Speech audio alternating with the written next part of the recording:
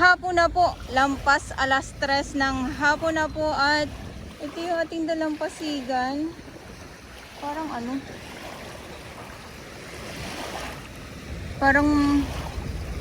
ano to, lumot ba to? Ewan, hindi ko maano siya. Ayan o. Or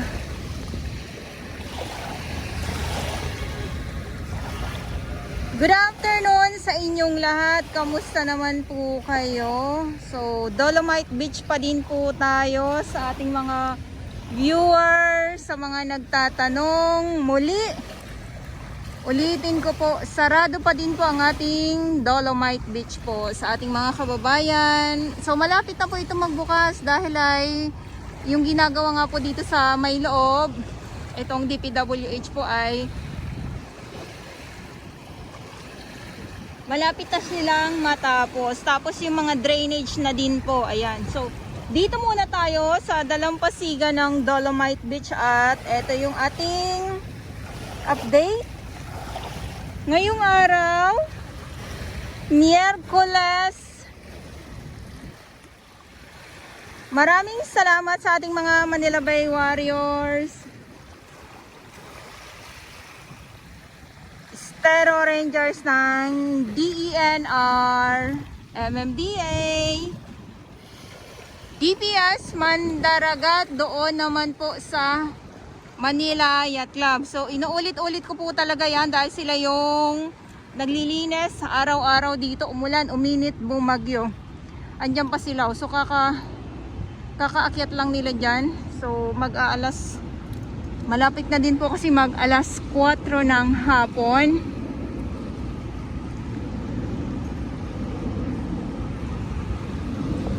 Ayan. So dito sa dalampasigan ay wala na po yung mga kalat na tambak.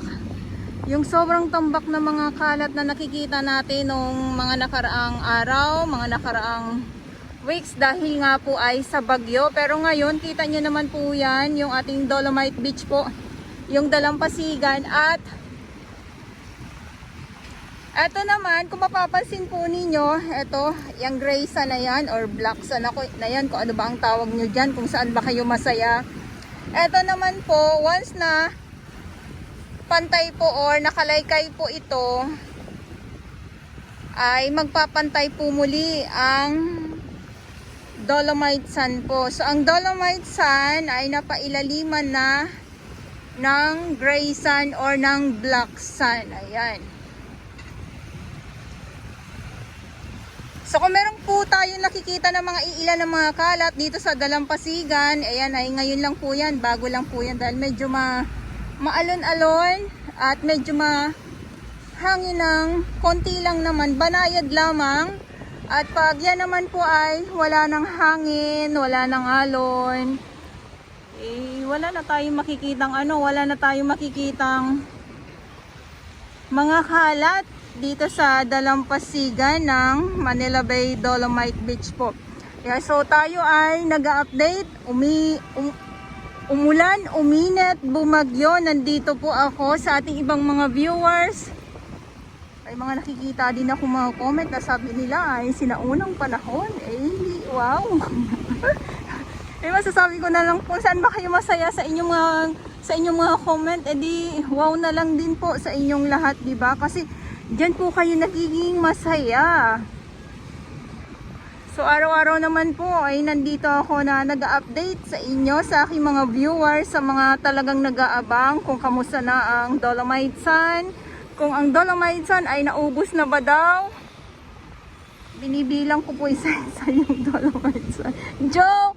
Good vibes lang po tayo para sa ating mga viewers. Para din naman po ay huwag masyadong seryoso. Para hindi tayo nagiging stress. Good vibes lang dapat, okay? Good vibes lang dapat.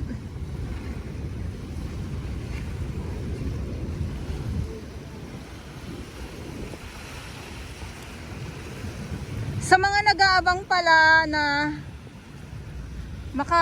makapasyal muli dito sa loob ng Dolomite Beach, ayan, so abang-abang na lang po kayo kasi may viewers ako na sinasabi laging sarado. Yes, sarado po ang Dolomite Sun simula nung bagyong Krising at hanggang ngayon sarado pa din po.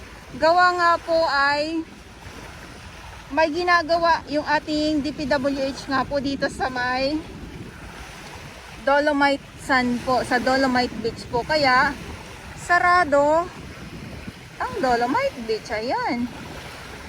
At ang masasabi ko lang, dahil nga ay nandito naman po ako araw-araw or madalas dito sa Dolomite Beach po, ay ang Dolomite Sun nandito pa din, matatag pa din, hindi pa din po siya nawawala. Tulad ng sinasabi ng iba, nawala na daw ang Dolomite Sun. Hindi naman. Talagang kayo lang naman ang gusto nyong mawala ay ang Dolomite Sun, at ang gusto nyo ang maibalik ay yung sandamakmak na mga kalat na yun ay namimiss nating lahat. Tapos may libre pa tayong pabango, diba? Libreng pabango. Ngayon kasi wala na, nagkakaroon na lang po talaga ng mga kalat pag may mga bagyo. So yun lang, pag tagbagyo talaga. So hindi na po bago yan pag may bagyo.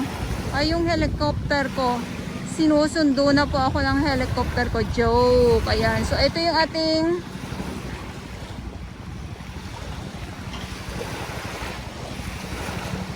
diba, nawala ako ng panandalian dahil nga dito sa helicopter na nakikita ko ngayon. Ayan po.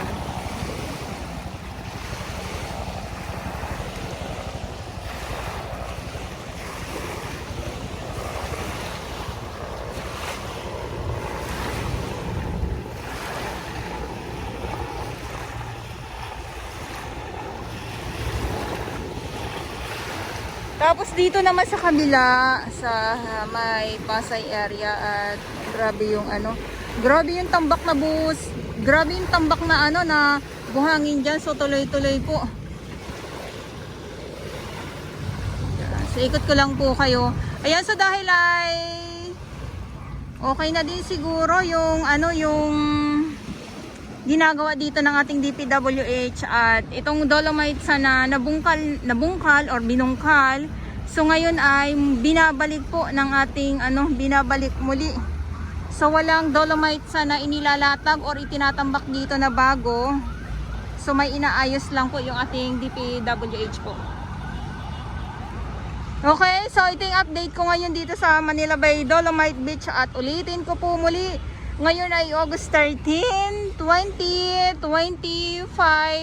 At sa mga baguhan, yes, welcome sa channel ni Miss Jolaine Dora Baus.